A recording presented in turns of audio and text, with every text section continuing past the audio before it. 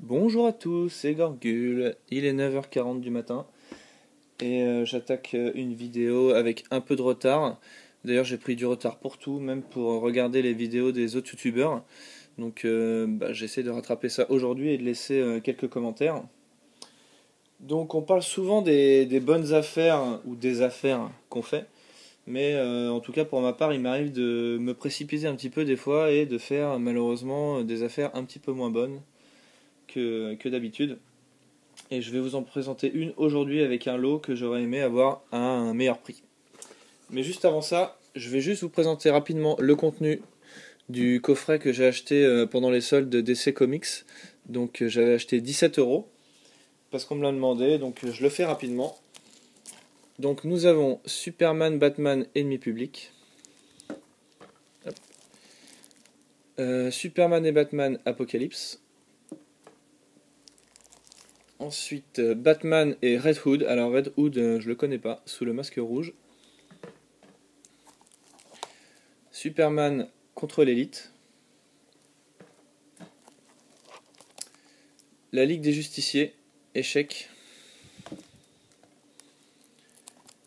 Et Batman Year One, première année. Donc c'est tout pour les DVD. Donc en tout, apparemment, il y en a 10, comme indiqué dans le coffret. Et au fond, petite surprise, j'avais pas dû lire le dos. On a un super bouquin, assez balèze, DC Comics Anthologie, donc 16 récits majeurs de 39 à nos jours. Et voilà, c'est quand même un beau bouquin, comme on peut le voir. Et voilà, on a 16 récits à l'intérieur. Je vais vous montrer un petit peu. Voilà, des BD quoi, hein, classiques. Avec les anciennes au début et les plus récentes, j'ai l'impression, quand même, à la fin, au vu des dessins. Voilà.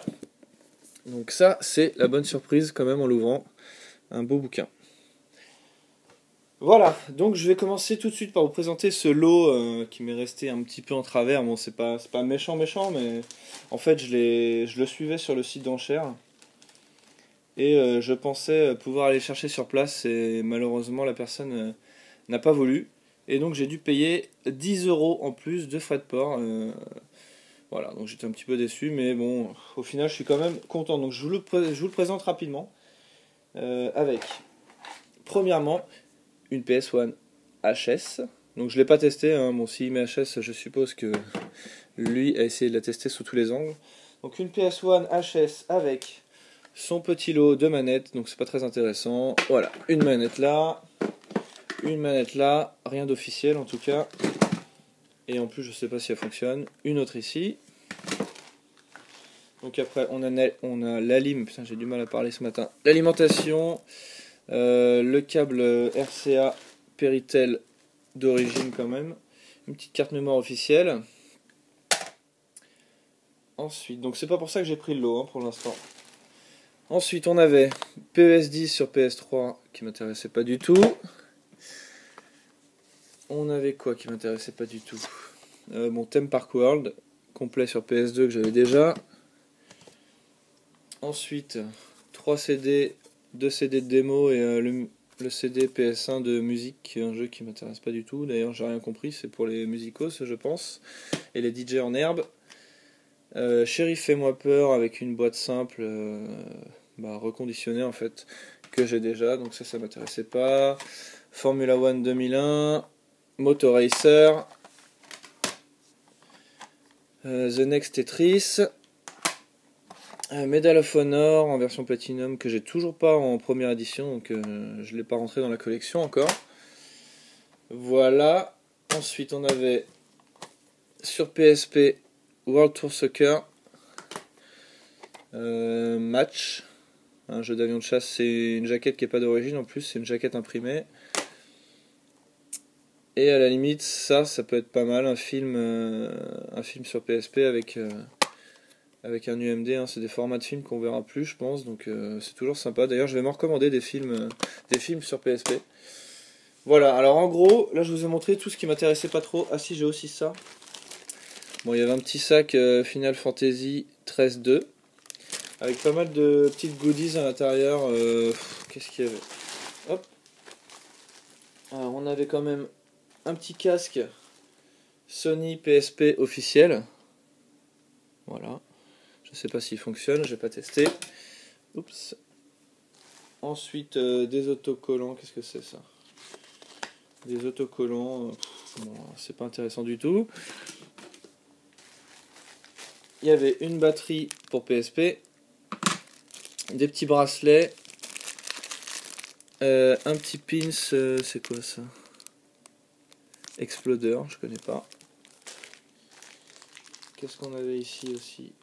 Encore une barrette. Je connais pas le sigle. Je sais pas si vous connaissez. On voit pas très bien. Bon voilà, plein de petites conneries. Hop. Voilà.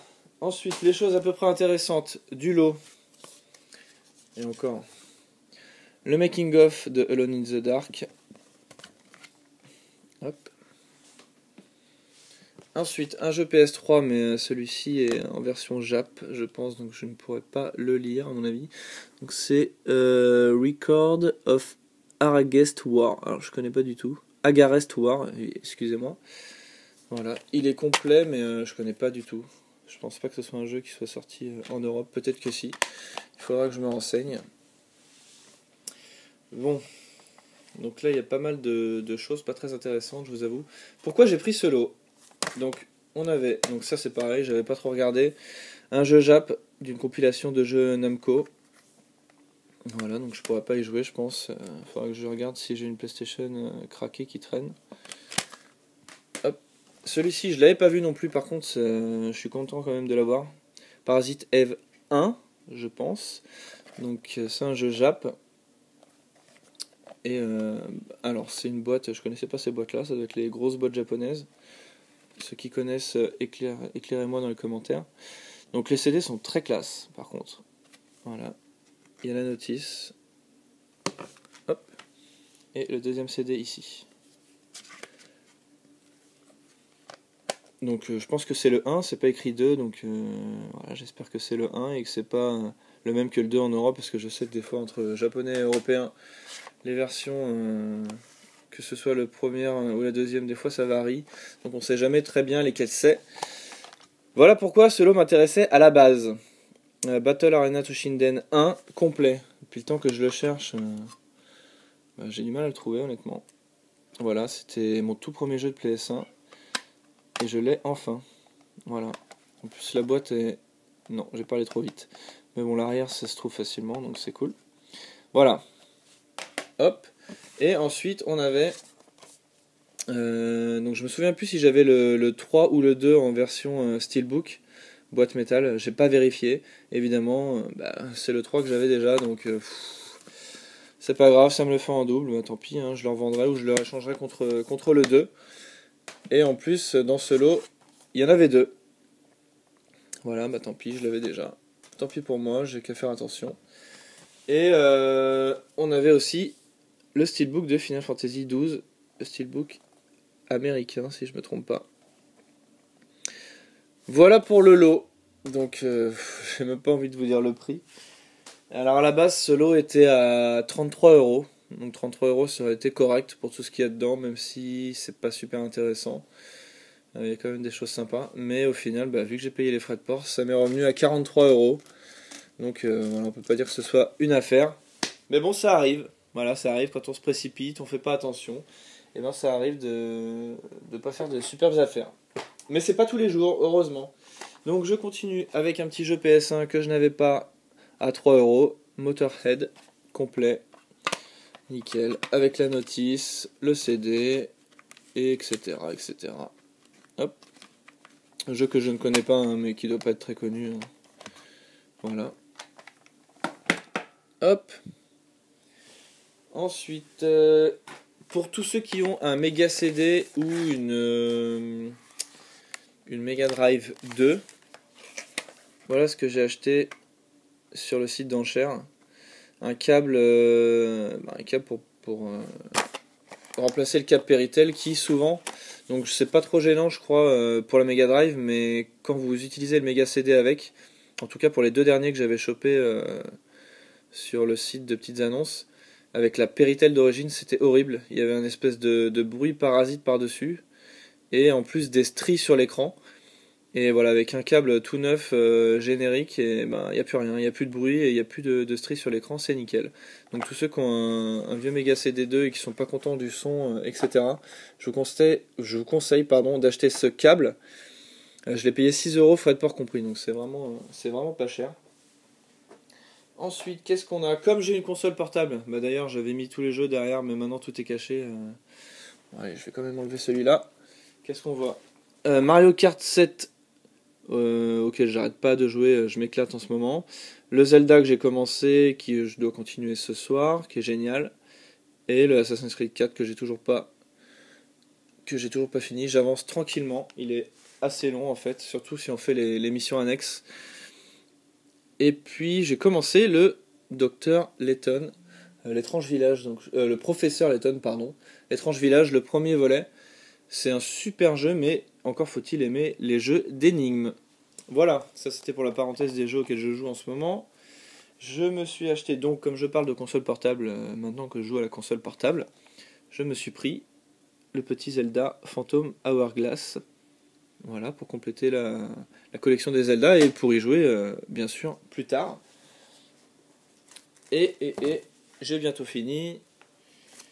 Donc j'avais acheté, il y a un petit moment déjà, le Mickey Wild Adventure en première édition, donc avec la grosse boîte. Donc je suis pas sûr qu'elle soit sortie en France, celle-là, puisque moi je l'ai commandée en Angleterre, sur le site d'enchères. Et en France, on voit beaucoup de versions Platinum, mais pas cette version. Donc elle est quasiment complète. Il y a la notice et le CD qui est super beau. On voit la tête de Mickey sur tout le CD. Elle est il est vraiment super beau, le CD, pardon. Normalement, on a un CD de musique inclus.